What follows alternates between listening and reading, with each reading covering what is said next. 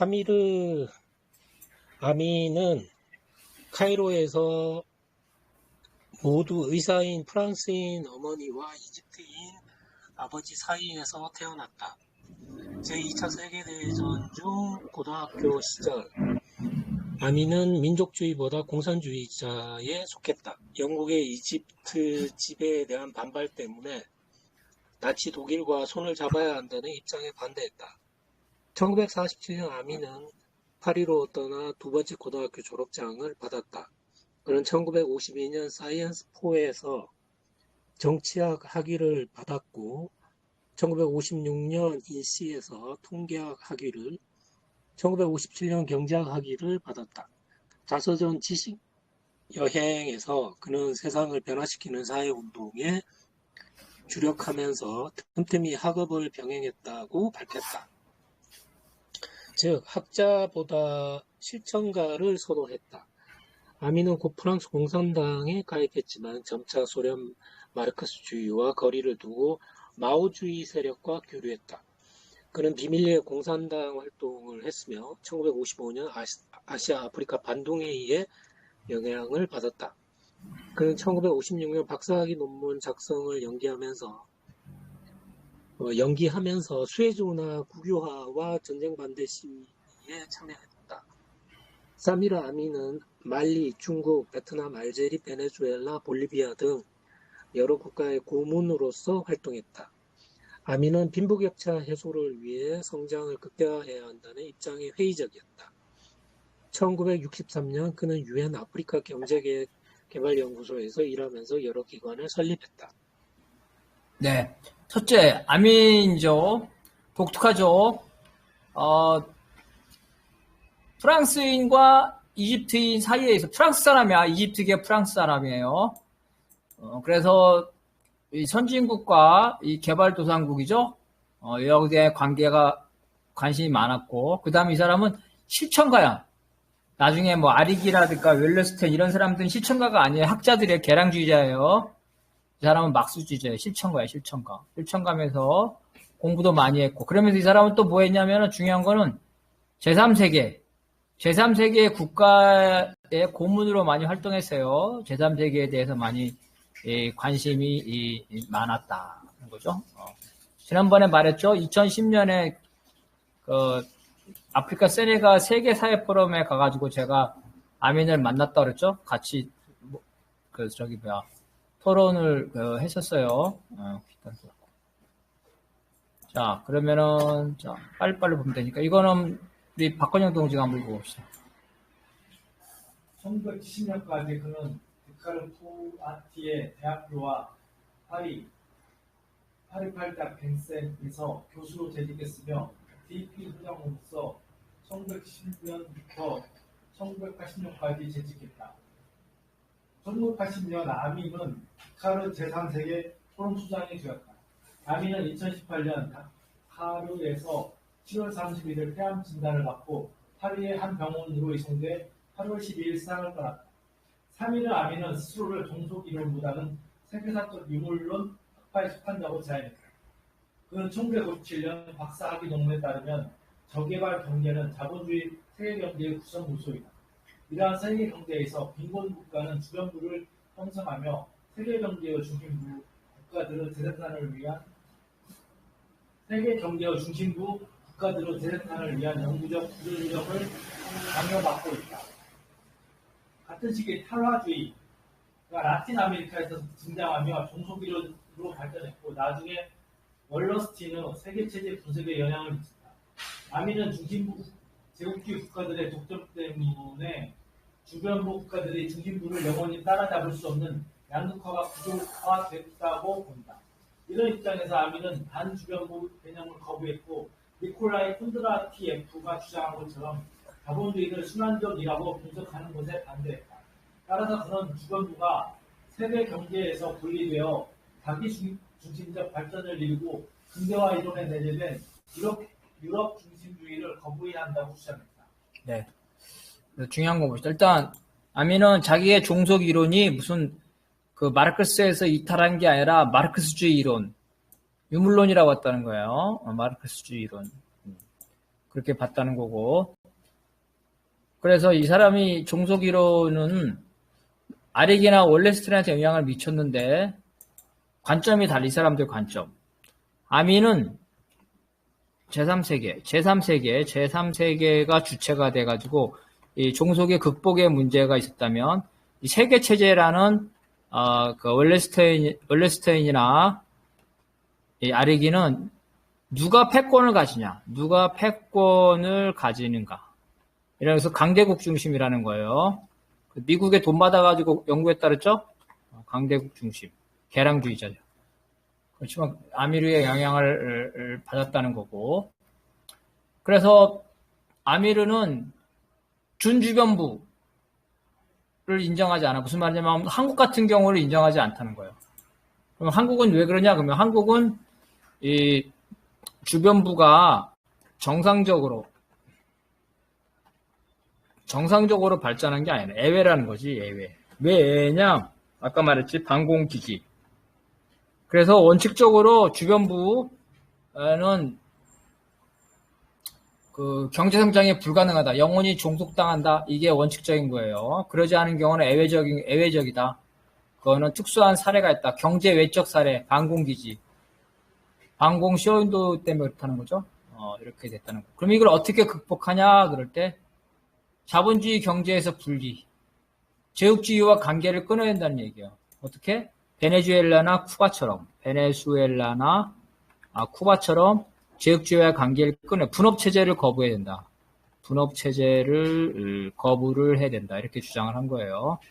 그런데 미국이 어땠어요? 엄청난 제재를 해죠? 엄청난 제재를 해서 아직 베네수엘라나 쿠바가 생존은 하고 있지만 경제가 발전하지는 못하고 있어요. 게다가 사회주의 연대도 없죠. 사회주의 연대, 프레타 국제주의. 옛날같이 소련이나 중국이 도와주는 것도 없어요. 되게 어려운 처지에 처해 있는데 어쨌든 간에 제국주의와의 관계를 끊어야 된다 이렇게 주장을 하고 있어요. 한국으로는 받아들이기 상당히 어려운, 현재로서는 어려운 주장이라고 볼 수가 있겠습니다. 네. 자, 그 다음에 이창률 동지 끝났으니까 박건영 동지가 한 번 더 읽어봅시다. 아미는 마르크스주의를 세계적 차원에 적용하여 세계 가치 법칙과 소착취라는 용어를 사용하여 세계 경제를 분석했다. 세계적 가치 체계는 북반구와 남반구를 모두 포괄하는 하나의 제국주의적 세계 체제를 전제한다. 세계 가치 법칙은 서로 다른 국가의 노동력 간 민족 차이가 생산성 차이보다 불평등 교환 시스템 때문이라고 본다. 아미는 중심부의 글로벌 기업에 누적되는 제국주대를 지적하는데 이는 세계 노동 차익 거래로 나타난다. 아민에 따르면 자유무역과 개방된 국경 덕분에 다국적 기업이 가장 저렴한 노동력을 따라 이동할 수 있지만 반면 노동자는 정부의 제한으로 이동할 수 없다. 특히 주변부는 세계 노동시장과 실질적으로 연결되지 않고 축적이 정체되어 있으며 임금은 낮은 수준을 유지한다. 주변부 국가들은 구조적으로 노동적이며 국내외 기업을 위해 임금 인상을 억압한다. 네. 그래서 일단 아민에 따르면 북반부 잘 사는 나라, 그죠? 지구의 위쪽에 남반부는 적도 아래 못 사는 나라 호주 빼고 세계가 하나의 자본주의라는 거, 하나의 제국주의 영향권에 있다는 거, 그건 맞는 말이죠. 세계가 하나의 경제라는 것이 이게 세계 체제예요. 그래서 제국주의전 세계 체제를 구성하겠다. 하나다. 그리고 잘 사는 나라, 못 사는 나라의 차이는 이러한 생산성의 차이보다는 불평등한 교환 시스템이죠. 농산물을 중심으로 하는 것과 공산품을 중심으로 하는 것, 이거라는 거죠. 그리고 또 제국주의가 자본가들이 잘 사는 나라는 제국주의 자본은 어때요? 국경이 없죠? 싼 나라한테 와서 노동력을 해서 공장을 만들어요. 그죠? 삼성이 인건비가 싼 베트남에 가서 공장을 만들잖아요. 이렇게 해서 자본은 마음대로 값싼 노동력을 따라서 이동할 수 있는데 반면 어때요? 베트남의 노동자가 한국에 마음대로 들어올 수가 없죠. 그래서 자본은 마음대로 이동이 가능한데 노동자는 자본주의 권력이 제한하기 때문에 마음대로 이동할 수가 없다는 거예요. 그래서 세계 노동시장과 자본시장이 대등하지가 않다. 자본은 이동성이 있고 노동은 이동성이 없다는 거죠. 그래서 구조적으로 어렵다는 거고. 그래서 이런 못 사는 나라에서는 바로 이제 삼성이 베트남에 간 건 베트남의 임금이 싸서 그런 거죠. 그러니까 베트남 정부가 저임금 정책을 계속 유지하겠죠. 그래서 임금이 억압되고 있다. 이렇게 얘기를 하고 있는 거예요. 자, 이거는 우리 한번 읽어봅시다. 반면 중심부에서는 축적이 누적되고 생산성 증가에 따라 임금이 상승한다. 주변부에 검정색 좀 없애주세요. 주변부에 위치한 대규모 세계 예비군의 존재로 인해 이런 임금 구조의 양극화는 지속된다. 즉 저개발이 구조화된다. 아민에 따르면 자본주의와 제국주의는 16세기 아메리카 정복부터 오늘날 독점 자본주의라고 칭한 단계까지 이어진다. 또한 중심부와 주변부의 양극화는 전체 자본주의 역사에 내재된 현상이다. 중심부 국가들은 기술, 금융 흐름 통제, 군사력, 이념 및 미디어 생산, 그리고 천연자원에 대한 접근에 대한 독점권을 보유하고 있다. 북방부의 낮은 노동 착취율과 남방부의 높은 노동 착취율은 국제 노동계급의 단결을 가로막는 주요 장애물이다. 아민은 제국주의를 자본 재생산을 위한 사회적, 국가적, 국제적 동맹, 그리고 이러한 동맹이 사용하는 정치적 전략의 결합으로 정의했다. 아민에 따르면 자본주의, 제국주의는 16세기 아메리카 정복부터 오늘날 독점 자본주의라고 칭한 단계까지 이어진다. 네. 그래서 공산품을 만드는 나라는 계속 고부가치 산업을 집중하기 때문에 임금이 상승한다는 거예요. 그죠? 반면에 농산품을 주로 하는 나라죠. 이런 나라는 임금이 떨어지고, 그리고 예비군이라는 거는 실업자가 많죠. 실업자가 많으면 자본가들이 노동자를 구하기 위해서 높은 임금을 줄 필요가 없죠. 낮은 임금으로 노동자들을 고용할 수가 있어요. 그리고 중요한 거는 아민이 생각하는 자본주의와 제국주의는 16세기 아메리카 정복 때부터 시작됐다는 거, 오늘날까지. 그래서 연결되는 하나의 이 체계라는, 이게 세계체제예요. 그래서 세계체제라는 건 자본주의인데, 자본주의가 세계적으로 시작된 건데, 언제부터 보냐? 16세기 아메리카 정복부터. 이걸 아리기나 월레스에 이어받아서 이거를 이제 세계체제라고 얘기하는 겁니다. 그리고 잘 사는 나라는 임금이 매우 높죠. 못 사는 나라는 임금이 낮고. 그래서 이걸 말한다면 임금이 높다는 거는 덜 착취받는다는 거고, 임금이 낮다는 거는 더 많이 착취를 받는다는 거죠. 그래서 이런 잘 사는 나라와 못 사는 나라의 노동자들이 연대하기가 어렵다는 거예요. 왜? 잘 사는 나라는 상대적으로 이익을 보고 있으니까. 그래서 아까 말한 대로 이러한 원래 프롤레타리아 국제주의죠. 잘 사는 나라, 못 사는 나라 노동자들이 연대를 하는데 연대하기가 쉽지가 않다는 거예요. 이런 것들이고. 자, 그리고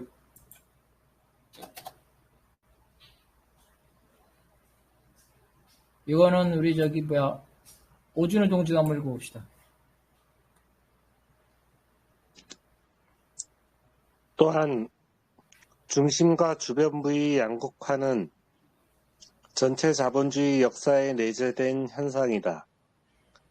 아민에 따르면 자본주의와 제국주의는 16세기 아메리카 정복부터 오늘날 독점 자본주의라고 칭한 단계까지 이어진다. 또한 중심과 주변부의 양극화는 똑같은 말이네. 반복됐네. 여기 읽으시면 돼요. 예. 그 다음 아민은 제국주의가 자본주의의 모든 발전 단계에서 나타난다고 보기 때문에 윌러스틴이나 아리기의 입장과 유사하고, 제국주의가 자본주의 발전이 특정 단계라고 주장한 레닌과 다른 입장이다. 유럽은 자본주의 시대에만 주도적인 역할을 했다. 자본주의를 아미는 중상주의 1500에서 1800, 팽창주의 1800에서 1880, 독점 자본주의 1880에서 현재로 구분했다. 현재 미국, 유럽, 일본이 삼국 동맹이 금융화되고 세계화된 과점 체계를 지배하고 있다. 이들은 북대서양 조약기구, 세계은행, 국제통화기금, 세계무역기구와 같은 군사적, 경제적, 재정적 도구를 지배하고 있는 집단적 제국주의이다. 이 삼국 동맹은 대량殺伤 무기, 대중매체 시스템, 통화 및 금융 시스템, 기술, 그리고 천연자원에 대한 접근이라는 5가지 이점을 독점하고 있다. 이들은 이러한 독점 체제를 상실하지 않기 위해 세계의 군사화에 착수했다. 네, 이거 완전히 이제 이 부분은 그 종합적인 거죠. 그래서 보게 되면은 양극화는 언제부터? 처음부터 아까 말한 대로 아메리카 정복 때부터 그죠? 계속 되었다는 거예요. 이때부터가 제국주의라는 거예요. 그래서 이 점에서는 월레스테인의 아리게 입장이 똑같아. 자본주의와 제국주의를 같이 보면서 16세기부터. 근데 레닌과 다르죠?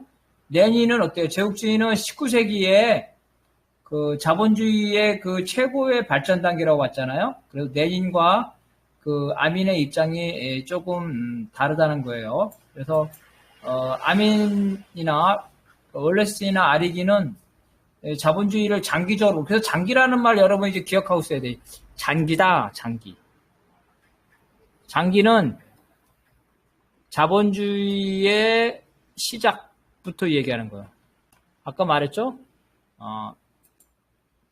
아메리카를 점령할 때부터. 그래서 초창기 중상주의 아메리카 점령 시기, 그 다음에 전 세계 식민지화, 독점 자본주의 이런 형태로 구분을 했고, 그 중심이 세 나라라는 거죠.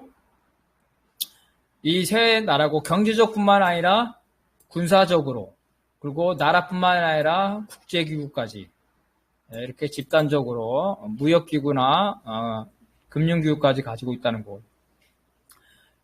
여론매체, 통화, 문화, 천연자원 이것들을 다 독점하고 있으면서 결국은 세계의 군사화에 착수하고 있다. 이게 이제 아민이 그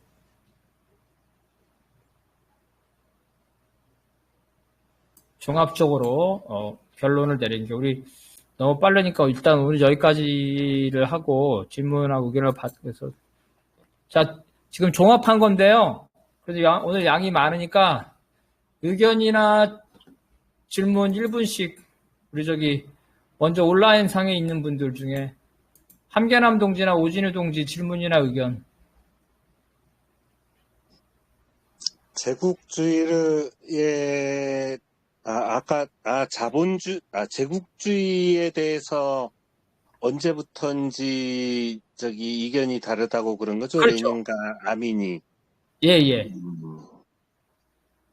그러면은 레닌의 그 제국주의가 뭐 이렇다 한 것은 예. 지금 시기가 지나고 보니까 이제 그건 그때의 생각인 것이고, 지금 우리의 눈으로 봤을 때 예. 이제 한 몇 년이 100년이 지났나요? 그러다 보면은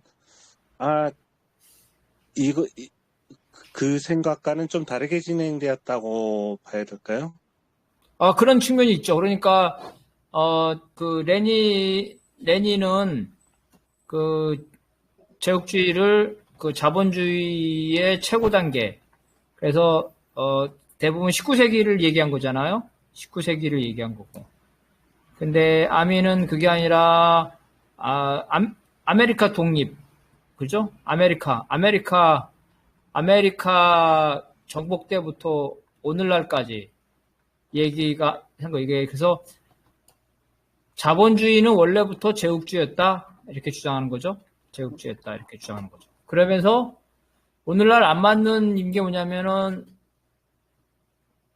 레닌은 어쨌든 간에 식민지 혹은 반식민지 대리정권 이렇게 했는데 종속이론에서는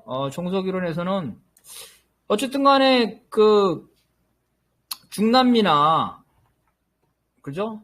제3세계가 식민지로 보기 어렵지 않냐. 식민지로 보기 어렵다. 그렇다고 해서 대리정권으로 보기도 어렵지 않냐. 물론 친미적 성권이 있지만, 그래서 레닌 시기에 어떤 제국주의 이론을 그대로 적용하기는 어렵다고 본 거죠. 그래서 레닌에서는 화두가 제국주의와 식민지가 화두였다면, 종속이론에서는 제국주의와 식민지라는 말을 안 쓰고 뭐 쓴다고 했어요? 중심부와 주변부라는 말을 쓴다는 거예요. 그죠? 왜냐면은, 이 주변부에 해당되는 나라는 식민지가 아닌 나라도 있죠. 경제적으로 종속되어 있는 나라, 수탈받고 있는 나라. 그렇지만 식민지라고 보기 어려운 나라들도 있었다는 거예요. 과거에 뭐, 브라질이나 칠레라든가, 또 지금 여기 아프리카의 제3세계 같은 경우. 동상은 안 나빠. 자, 일단 여기까지. 그 차이점을 알겠어요? 오진우 동지? 예, 차이점은 좀 알 것 같은데, 예. 그, 레닌의 그 생각이 지금 와서 틀렸다고 이제 판명이 된 건가에 대해서는, 예. 이제 그 자본주의의 최종 단계든지 최고 단계든지 하는 것이 그때부터 시작돼서 또 지금까지 길게 지속되고 있다. 예. 이렇게 해도 그것도 설득력이 있지 않을까 생각이 드는데요. 그래서 어떤 이론이 틀렸다 말했다는 거는 지금 기준으로 레닌의 이론을 보면 안 되고 레닌 당시의 기준으로 봐야 되겠죠. 그죠? 레닌 당시의 기준으로 봐야 되는데 그걸 이제 우리가 지금을 해석하면 조건이 달라졌기 때문에 레닌의 이론을 그대로 적용할 수가 없는 거지. 그런 경우는 이론이 틀렸다고 하는 게 아니라 조건이 달라졌기 때문에 조건이죠. 조건이 달라져서 과거 이론을 그대로 적용하기 어렵다. 그래서 종속이론이 나온 거겠죠. 틀렸다고 표현하게 된 조건이. 그렇다면 이제 그러면은 자본주의의 최고 단계다. 자본주의의 최고 단계가 이 제국주의다. 그죠? 그리고 뭐라면은 독점 자본주의라 그랬거든요. 독점 자본주의다. 이 말이 틀렸냐? 그건 아닌 것 같아요. 지금 독점 자본주의잖아. 다만 최고 단계가 오랫동안 100년 정도 지속된 거죠. 근데 자본주의 역사가 전체적으로 보면 한 400년 됐다면 지금 100년 정도 이제 독점 자본주의가 지속되는 거고, 모든 막스주의 경제학자들은 이 독점 자본주의는 국가 독점 자본주의로 발전하게 되고, 필연적으로, 인민들의 투쟁이죠. 인민들의 투쟁과 사회적 생산력과 생산 관계죠. 소유죠. 사적 소유. 사적 소유의 모순으로 폭력적이 아니더라도 최소한 점진적으로 사회주의로 전환할 것이라고 주장하고 있어요. 그래서 레닌의 말이 뭐 최고 단계라고 해서 빨리 끝내야 되는데 100년 동안 지속됐다 해서 뭐 틀렸다고 말하기엔 또 아닌 것 같아요. 제가 볼 때는. 자본주의가 알겠습니다. 예. 자, 그다음 또 이창훈 동지, 한변함 동지 없어요? 없나 보다. 그러면은 짧게 우리 박건영 동지 혹시 할 말이나 의견? 할 이야기 많은데 막 구체적으로 보는데 아무튼